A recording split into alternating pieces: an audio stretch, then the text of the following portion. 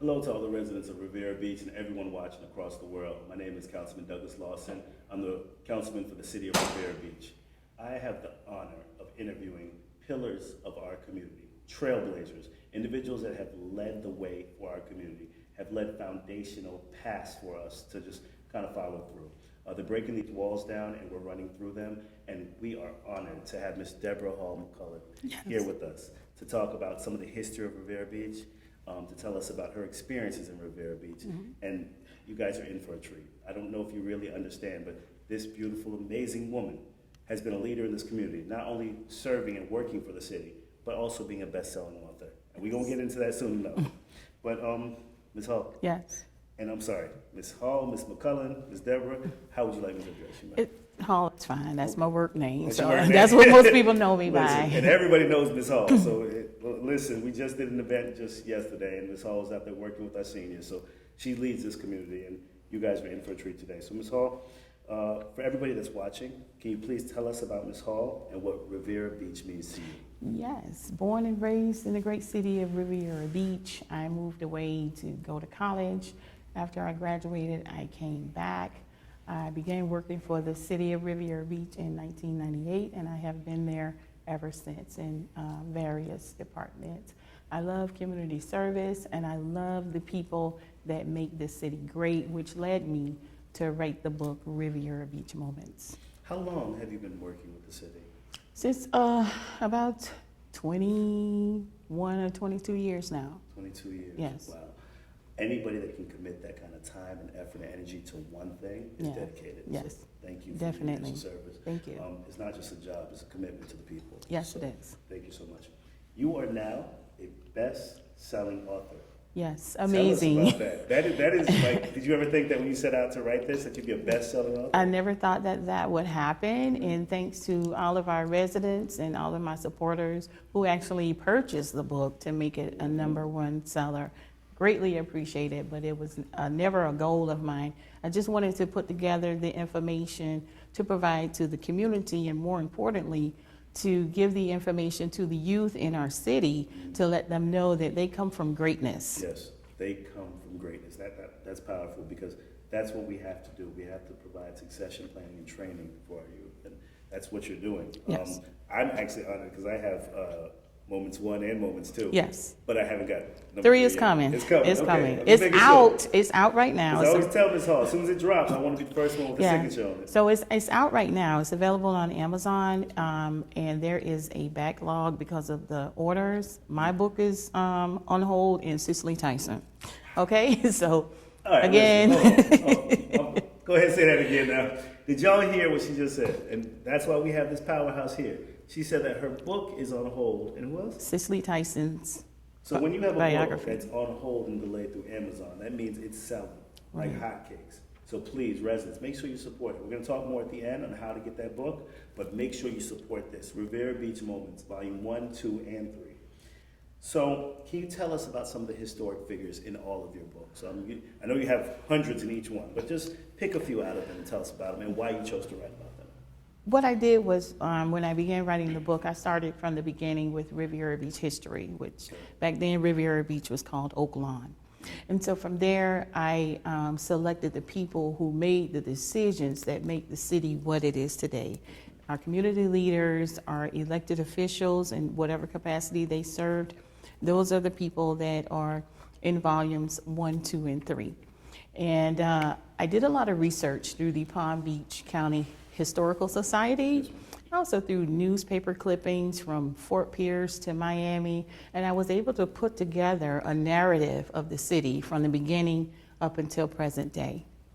That's awesome. Are there any individuals in Volume 1 that stood out the most when you started to do some research and you started to showcase them and learned about a little bit more about them? There were actually several that stood out that I had no idea were from Riviera Beach. Yeah. For example, Microsoft CEO was from Riviera Beach. Wow. The senior vice president of MSNBC is from Riviera Beach, and we had some movie stars and musicians that were Riviera Beach residents, and I had no idea until I started doing my research. Listen, this 8 square miles had some amazing figures Yes. come out of here. And you tell us about this research that you did. Where did that passion come from? Why did you decide to really say, hey, I need to showcase this? Well, when I started writing, which was at the end of 2017 into 2018, there were a lot of things negative things being said about the city, and it blanketed everybody in the city. Right. And in my mind, I said, well, wait a minute, not everyone in the city is what the term was at the time, turmoil. There were some other negative terms that were used, and so is that when you started to write your books? When I started. Term was being coined in our city? It was on TV every day. Oh wow! We were in turmoil. We were number one for murders in the state and the worst city in the state.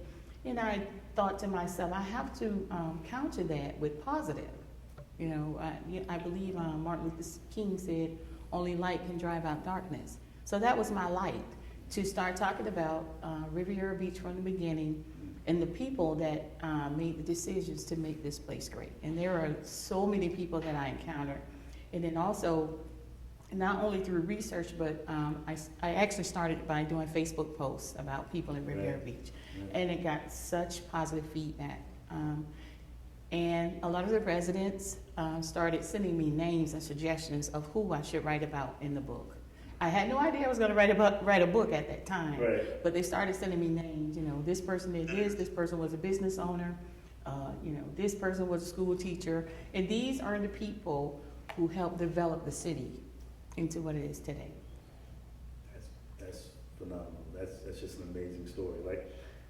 I really want to learn more about those successes, those stories, because I want people to come out to buy this book to support you, because you're one of our treasures here.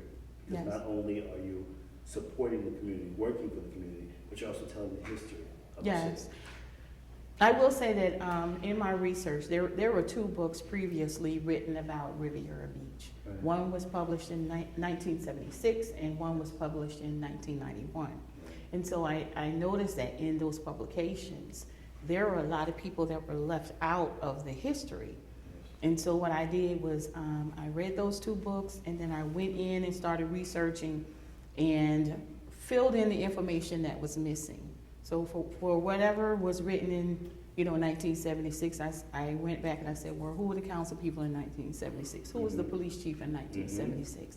And so I pulled all of that information, and I had so much, I couldn't fit it into one volume. I had to make a second volume, and then I couldn't fit everything into the second volume. So now we have a 3rd volume, and I'm currently working on volume number 4. I was going to ask, what's next? Yes, volume 4, I'm already working on it. So is it going to be volume 5? So you're going to keep going? I'm going to keep going, because there are so many people, things keep changing and evolving, and there are things that we're going through now that they went through in 1982. Same exact issues, for example, the street name.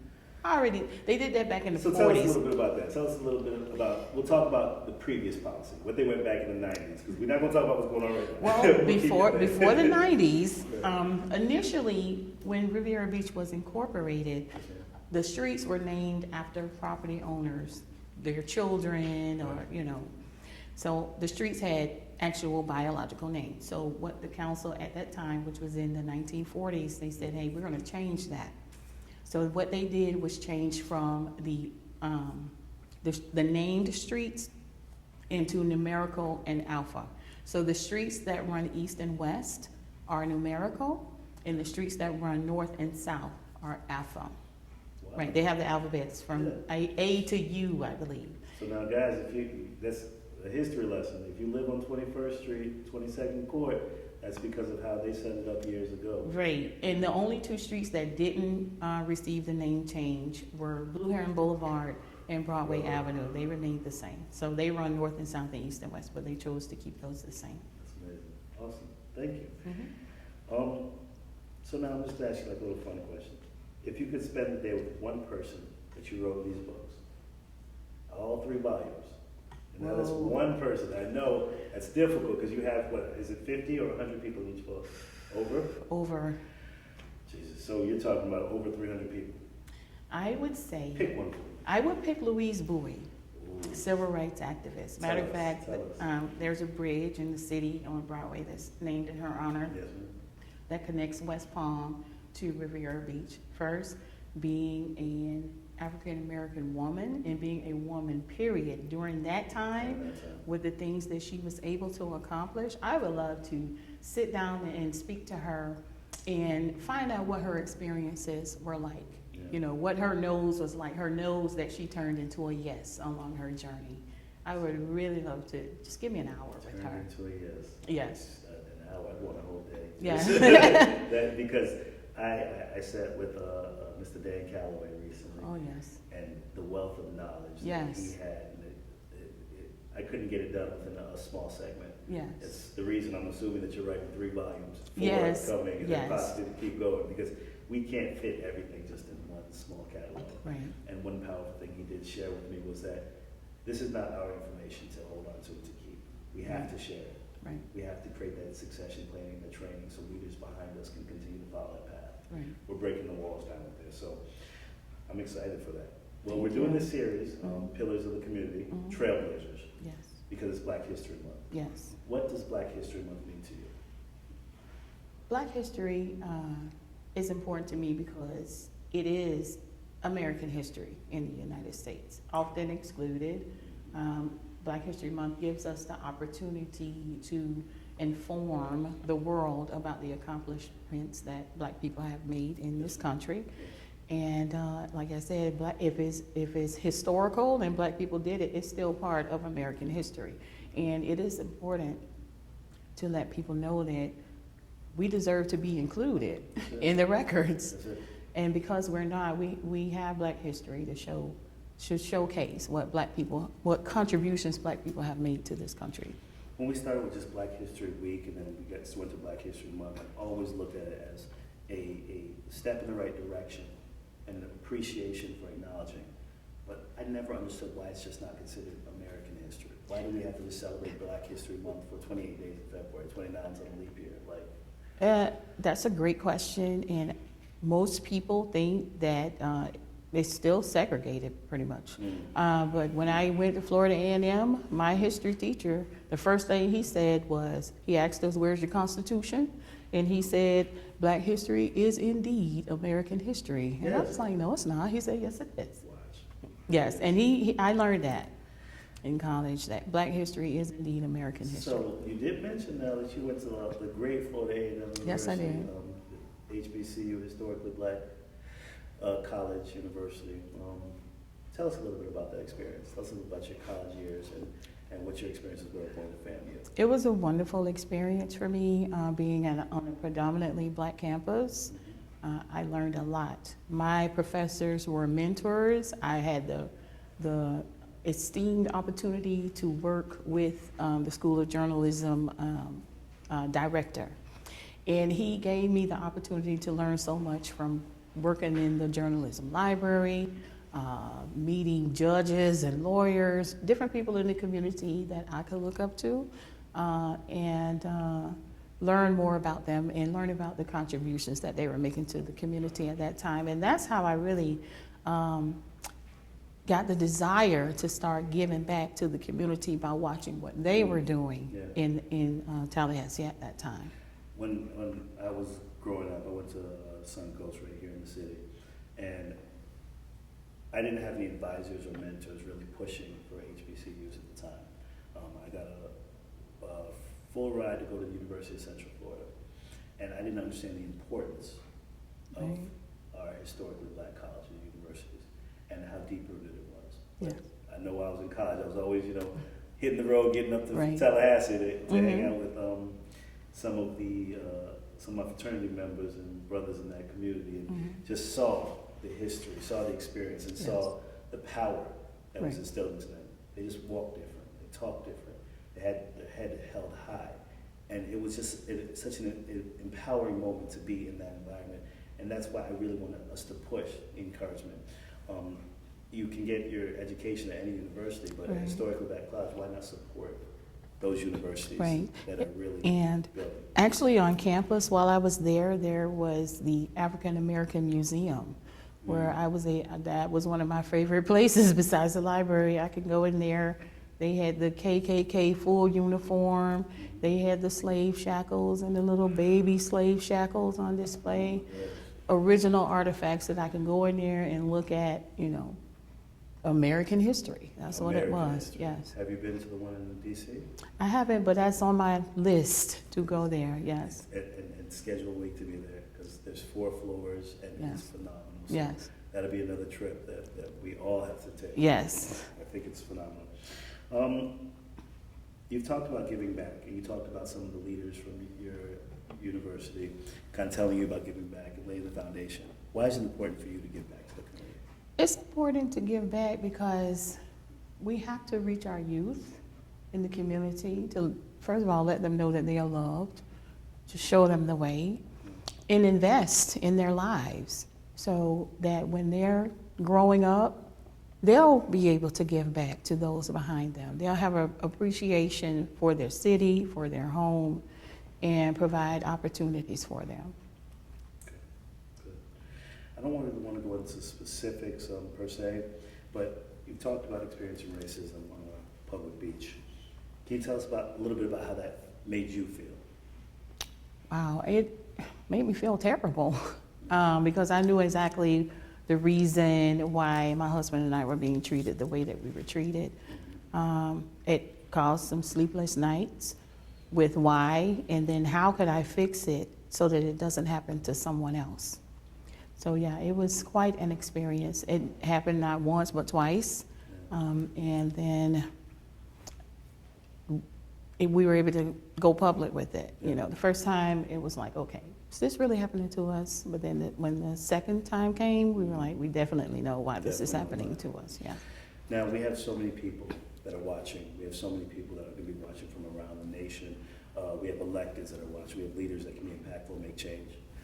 What recommendations can you give to help curve out and stomp out those effects of the racism, of the systematic process that's plagued our community? What can we do as policymakers, myself, as the ones that's watching us? Give us some recommendations and advice. What I would recommend is, first of all, to call it out and say out loud what it is. Yes. And then you have to get rid of the people that keep it going, and that's the hard part. You know, they say training, diversity training, and this and that. That helps. But you really have to really call out the ones that continue the racist behavior towards Black people. And I agree. You have to call it out. You have to be vocal about it, and that's the only way that we're going to be able to accomplish it. If you don't acknowledge there's a problem, Right. they'll continue to just hide it. Absolutely.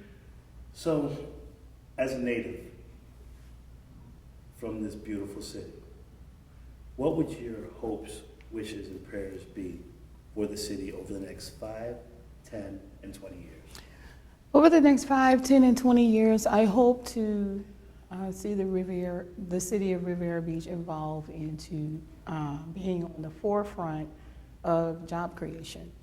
And then that will lead to more home ownership of the people who actually live in the city. Because as you know, right now, the majority of the homeowners don't live in Riviera Beach. And I would like to see that change. You know, provide the opportunities for people to work in the city where they can afford to go through a program and buy a home. So that is what I would like to see. In the next 20 years, I would like to see the majority of homeowners live in Riviera Beach. The majority of property owners live in the city where they own property. That's what I would like to see. So step 1 is job creation. Step 2, home ownership. Yes, and that's how you create wealth. I agree. Mm-hmm. Brother Maynard Jackson, Black mayor from Atlanta, Georgia, he instilled studies that would allow for equity Mm-hmm. within our community. And it wasn't just from construction equity or financial equity. It was equity within ownership, Yes. where he required that anything built in his community had minority ownership of up to Yes. 30%. Yes. And that's not just construction. That's not just saying, hey, we're going to give you a piece of the pie. We want you to have the pie. We want you to have the recipe for Right. the pie. Absolutely. It's a big difference than just saying, hey, let me give you some of what we're building versus you need to build it with us. Yes. I agree. That's what you have to instill. And that's kind of what we need to see, is just that change. I love it, Ms. Hall. Now is the time we're going to showcase Okay. you as an amazing author. So You've done volume 1, volume 2. Yes. Volume 3 is on Amazon right now. Yes, it They can is. order it, but it's on back order right now. Yes. So tell us a little bit, how do they get to the book? What is the cost of the book? How can they order it? Do they call you directly? Do they just go to Amazon? Just give us some details. For now, if you want volume 3, please go to Amazon.com. And if you type in the word Riviera Beach, my books pop up at the top of the list. I didn't believe it, because you know what? I literally went there and I just typed it in, and it was the first book. 1, 2, and 3 popped up. So, and I immediately bought 1 and 2 and came to her and asked her to sign it, because she is a best-selling author. Ms. Deborah Hall. Yes, I was #1 on Amazon for 6 weeks. That's amazing. Actually, #1, and the Kindle version was #2. Listen, right here when you guys come into our clerk's office, every day, in different departments over the last 21 years, Ms. Hall's been there leading and working in this community. But if you didn't know, she is a trailblazer. She is a community pillar, and she continues to showcase our community. Yes. Ms. Hall, I'm honored to have the time to sit down with you. Thank you so much for Thank just kind of you. giving us Thank an you. opportunity to speak to our residents and telling them a little bit about the history of the city. And residents, it's time to rethink government. And we have to be the change that we want to see. So thank you, Councilman Douglas Lawson, City of Riviera Beach. This is Councilman Douglas Lawson, and I just had the opportunity to interview Ms. Deborah Hall McCullen. You don't understand how we need Ms. Hall. She is what represents the city, because she is capturing all the information that is being hidden behind the pillars of our community, the trailblazers of our community. The reason I brought her on here is because she showcases every person that has come through the city, all the amazing leaders that have been involved and engaged in the city. Ms. Hall, you're a blessing, and you're an Amazon bestseller. I mean, she works right here in the city, and she's right here as a part of our community. Ms. Deborah Hall, you are receiving your flowers, because you are the community and what we need. We have to showcase our community leaders, and you're doing that on a daily basis. Make sure you guys go support her and buy Volume 3. Councilman Douglas Lawson, thank you.